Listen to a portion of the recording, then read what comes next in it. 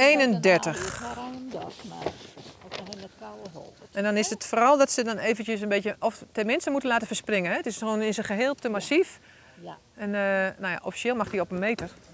Een delegatie van Thuis Wonen, de Wiekrieën en de Hierscommissie bezochten toen in de 60 jaren week het Voegeland kritisch. Hier en daar mankeert er nog wel wat aan. Die mensen krijgen een rode kaart, maar de vraag om er wat aan te dwaan. De ervaring is dus dat de meeste mensen doen wel wat. Dus wij inspecteren dan hoe 2-3 weken weer van nou, gaan mensen inderdaad dienen dat ze een rode kaart krijgen.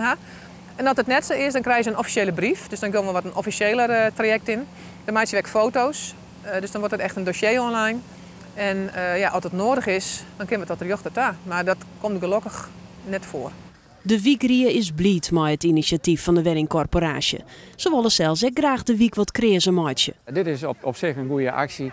En wij denken dat hier nou een taak is voor de Wiekrieën om mensen waar de tuintjes netjes van zijn in een bepaald blok, maar toch dat er een paar huizen tussenin zitten waar het wat minder netjes is. Dat we de bewoners van dat blok omspreken en zeggen van oké, we mogen eens even op een sneude morgen even terug jouw tuin hebben.